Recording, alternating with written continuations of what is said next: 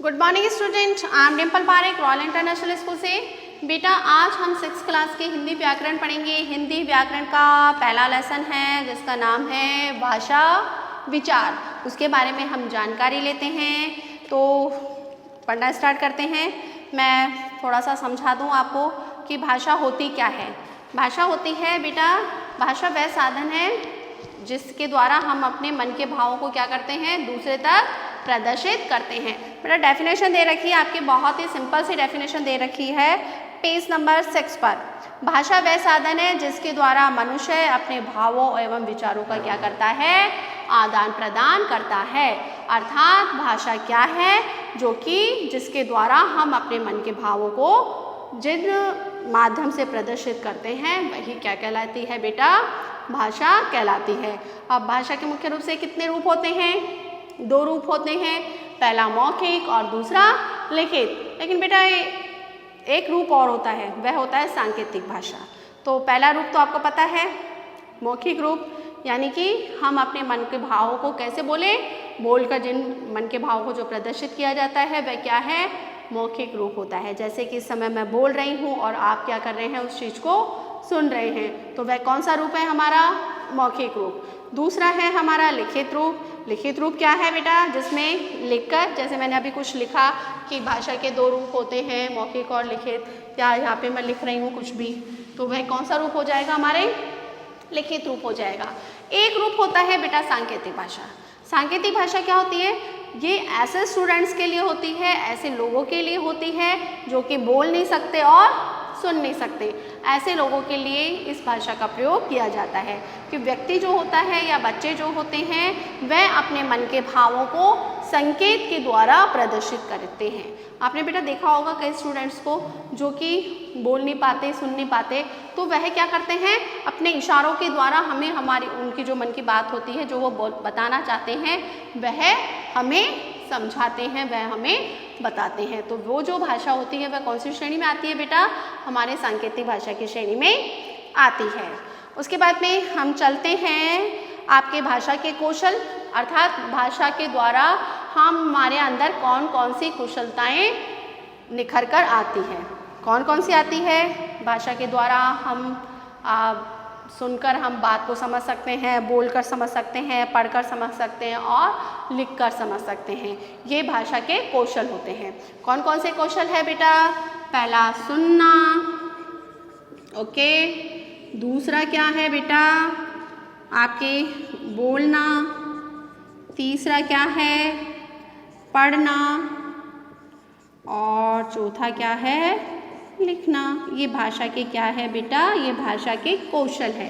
इनके द्वारा हम ये चीज़ें सीखते हैं। अब बेटा कुछ आपको पॉइंट्स दे रखे हैं, वो पॉइंट्स मैं एक बार पढ़ देती हूँ, तो आप भली प्रकार से उस चीज़ को समझिए, ध्यान से सुनना। मनुष्य पहले ध्वनियों द्वारा या संकेतों द्वारा अपनी बात को दूसरे तक पहुँचाता था। संकेतों के द्वारा, यानी कि पहले क्या होता था बेटा, पहले जो होती थी भाषा नहीं थी कोई, तो व्यक्ति क्या करता था, उनके कोई बात किसी को समझानी होती थी तो वो क्या करता था कि ध्वनियों का प्रयोग करता था। यानी कि कोई पक्षी की आवाज़ निकालता या खुद की कोई ध्वनि निकालता, चीकार की आवाज़ निकालता, चींची की आवाज़ निकालता या कोयल की आवाज़ निकालता, तो जिससे कि वह अपनी बात जो होती है वह दूसरों तक पहुंचाता था। बेटा आपने देखा होगा कि जब शिकारी जो होते हैं ना, जब वो शिकार करने के लिए जाते हैं तो वह इसी भाषा का, इसी ध्वनियों का इस्तेमाल करते हैं या संकेत का इस्तेमाल करते हैं। संकेत का इस्तेमाल तो कब करते हैं कि दोनों क्या होते हैं, ज़्यादा दूर नहीं हो, एक दूसरे को भली प्रकार से देख सके, तब तो वो किसी संकेत के द्वारा समझा देते हैं कि ऐसे वैसे जो भी उनको बताना होता है। लेकिन अगर वह दूर होते हैं तो उसके लिए उनको क्या करना पड़ता है, ध्वनियों का इस्तेमाल करना पड़ता है। जैसे चिड़िया की आवाज़ निकाल दी, कोयल की आवाज़ निकाल दी, कौवे की आवाज़ निकाल दी, या कोई और किसी की आवाज़ निकाल दी। तो ये जो पहले के समय में जो होता था ना, वह जो व्यक्ति जो अपनी मन की बात है ना, वो ध्वनियों के द्वारा और संकेतों के द्वारा ही प्रदर्शित करते थे। उसके बाद में दे रखा है, बाद में उसने ध्वनियों को लिखित रूप दिया कि ध्वनियों को धीरे धीरे उसने क्या करना, लिखित रूप देना प्रारंभ किया। और भाषा का प्रयोग केवल कौन कर सकता है, मनुष्य। जानवर नहीं करते ना, जानवरों की अपनी दुनिया होती है, अपनी भाषा होती है, वह हमारी बात को नहीं समझ पाते हैं और हम भी उनकी बात को नहीं समझ पाते हैं। सिर्फ मनुष्य ही व्यक्ति ऐसा होता है जो कि भाषा का इस्तेमाल कर कर अपनी बात को दूसरे तक पहुंचाता है, लेकिन जानवर और पक्षी जो होते हैं एक भाषा को समझते हैं। कौन सी भाषा है वो? प्यार की भाषा। जब आप उन्हें प्यार से समझाएंगे, प्यार से बोलेंगे तो वो आपकी बात को समझ जाएंगे। हर व्यक्ति के अंदर बोलते ना कॉमन सेंस तो होता है ना, समझने की शक्ति तो होती है ना, बोल नहीं पाते वो, लेकिन समझते तो हैं हमारी सब चीज़ों को। चलिए नेक्स्ट आगे चलते हैं। पशु और पक्षियों द्वारा उच्चारित ध्वनियाँ पक्षियों की क्या कहलाती है? बोलियाँ। अर्थात पशु और पक्षियों की बोलियाँ क्या होती है? जो वो जिस भाषा के अंदर वो बोलते हैं, जो ध्वनियाँ निकालते हैं। चिड़िया चींची की ध्वनि निकालती है, मेंढक टर की आवाज़ निकालता है, कोयल कुहू कुहू की आवाज़ निकालती है। तो ये जो होती है वह क्या होती है? पक्षियों की क्या होती है? बोलियाँ होती है। ओके, अब अपन पढ़ते हैं मातृभाषा, राजभाषा, राष्ट्रभाषा के बारे में। मातृभाषा क्या होती है बेटा? मातृभाषा होती है जिसके माध्यम से या जिसके द्वारा हम क्या करते हैं, हमारे आसपास का जो परिवेश होता है उस परिवेश में जो बोली बोली जाती है, जो बात बोली जाती है, जो भाषा बोली जाती है, वही हमारी मातृभाषा कहलाती है। इसमें देखो क्या दे रखा है, समझा देती हूँ मैं आपको। मातृभाषा वह भाषा है जो बालक सबसे पहले अपनी माँ एवं परिवार से सीखता है। जैसे हिंदी भाषी परिवार में जन्मे बालक की मातृभाषा कौन सी होगी? हिंदी। अर्थात जो कि ऐसी भाषा जिसको कि क्या है, व्यक्ति अपने माता और अपने परिवार या आसपास के जो परिवेश होते हैं उसके द्वारा सीखता है। हम जो बच्चे होते हैं ना, बच्चों से हम कौन सी भाषा में इससे बात करते हैं? हिंदी में बातचीत करते हैं ना। तो हमारी जो मातृभाषा हो जाएगी, बालक की जो हिंदी परिवार के अंदर जो जन्म लेने वाले जो बच्चे हैं उनकी मातृभाषा क्या होगी बेटा? हिंदी। दूसरी है बोली। बोली किसे कहते हैं बेटा? बोली होती है जो सीमित क्षेत्र में बोली जाती है। एक तो होती है जो पूरे भारत में बोली जाए, वह तो हमारी क्या होगी? राष्ट्रभाषा या राजभाषा। और बोली क्या होती है? जो कि सीमित क्षेत्र में बोली जाती है। पढ़ रही हूँ, समझना इस चीज़ को। सीमित क्षेत्र में प्रचलित भाषा का अल्प विकसित रूप बोली कहलाता है। एक राज्य में अनेक बोलियां प्रचलित हो सकती है। बोली में साहित्य की रचना प्राय नहीं होती है। अब देखिए इसमें क्या बताया गया है कि बोली के अंदर हम कभी भी साहित्य की रचना नहीं कर सकते। क्यों नहीं कर सकते बेटा? क्योंकि वह क्या है? सीमित क्षेत्र में बोली जाती है कि कुछ भाग या कुछ ही क्षेत्र ऐसा होता है जहाँ पर बोली हम बोलते हैं। जैसे राजस्थान के अंदर जो बोली बोली जाएगी राजस्थानी, तो वह क्या है, आप बाहर किसी दूसरे राज्य में जाएंगे ना और राजस्थानी बोलेंगे तो कोई नहीं समझेगा, तो उसको राजस्थान में रहने वाले लोग ही समझेंगे। तो वह क्या है? एक तरीके से बोली है। अब प्राचीन काल के अंदर जो बोलियाँ थी, जैसे अवधी थी, ब्रज थी, आपकी खड़ी बोली थी, इनके अंदर साहित्य की रचना की गई थी। लेकिन अवधी और ब्रज भाषा में जो साहित्य की रचना की गई वो धीरे धीरे क्या हो गई, एक तरीके से अपना महत्व उसने खो दिया। क्यों खो दिया? क्योंकि बेटा अवधी और ब्रज भाषा ऐसी भाषा है जो कि हर किसी के पल्ले नहीं पड़ती, यानी कि हर कोई व्यक्ति उस ब्रज भाषा को, अवधी भाषा को नहीं समझ पाता है।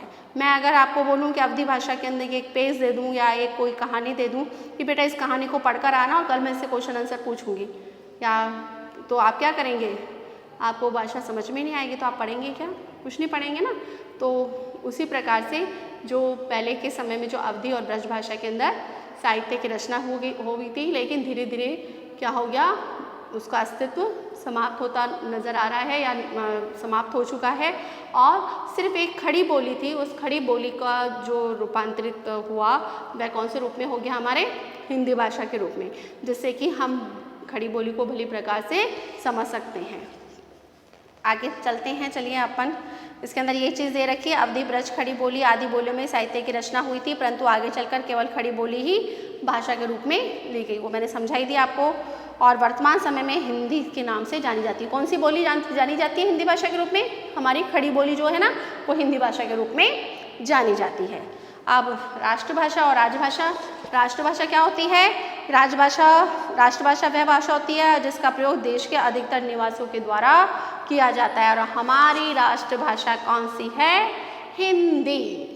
ओके, कि वह हिंदी कौन सी है भाषा है? हमारी राष्ट्रभाषा। अर्थात पूरे भारत के अंदर जो भाषा बोली जाती है वह क्या होती है? हमारी राष्ट्रभाषा।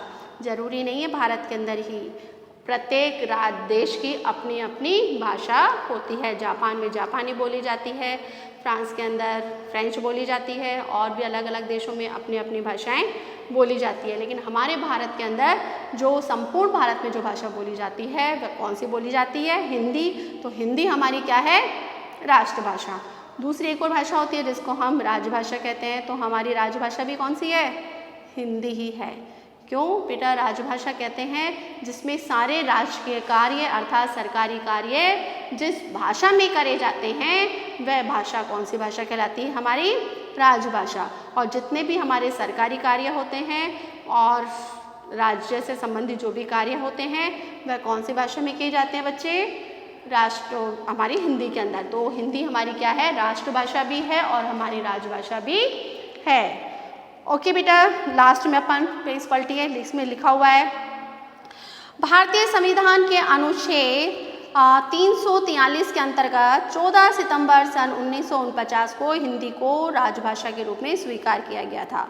इसी कारण 14 सितंबर को प्रतिवर्ष हिंदी दिवस मनाया जाता है। अब देखिए हमारी जो हिंदी है उस हिंदी को राजभाषा के रूप में या कब अपनाया गया था? सन 14 सितंबर। कब? कौन सा सन था? 1949। इसके अंदर उसको राजभाषा के रूप में अपनाया गया था।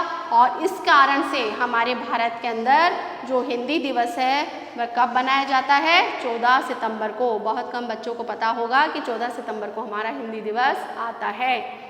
नहीं पता था ना? नहीं पता था तो आप जानकारी ले लीजिए। देखते हैं अगले मंथ आ रहा है किस किस को याद रहता है हिंदी दिवस। उसके बाद में एक विश्व हिंदी दिवस भी बनाया जाता है। देखिए दे रखा है इसमें आगे भी आपको विश्व हिंदी दिवस के बारे में। विश्व में सबसे अधिक बोली जाने वाली भाषाओं में हिंदी का दूसरा नाम है पूरे विश्व के अंदर, यानी कि हिंदी भाषा ऐसी भाषा है जो पूरे विश्व में बोली जाती है। और कौन से स्थान पर आती है? सेकंड स्थान पर आती है हिंदी का नाम। तो विश्व हिंदी दिवस हमारे बनाया जाता है। कब बनाया जाता है? 10 जनवरी। 10 जनवरी को हमारे विश्व हिंदी दिवस बनाया जाता है। क्लियर बेटा? 10 जनवरी। 10 जनवरी को तो क्या बनाया जाता है बच्चे? विश्व हिंदी दिवस। और 14 सितंबर को क्या बनाया जाता है? हिंदी दिवस। क्लियर बेटा? ओके बेटा, आज के लिए हम इतना ही पढ़ते हैं। अब अपन होमवर्क की तरफ चलते हैं। होमवर्क में आपको क्या करना है? पॉइंट्स लिखने हैं, नोट्स बनाने हैं। सबसे पहले भाषा की डेफिनेशन लिखनी है, भाषा के तीनों रूपों के बारे में जानकारी देनी है, मौखिक, लिखित और सांकेतिक, उनकी डेफिनेशन लिखनी है। उसके बाद में आपको क्या करना है? जो मातृभाषा, राजभाषा और राष्ट्रभाषा है इन तीनों के बारे में आपको समझाना है।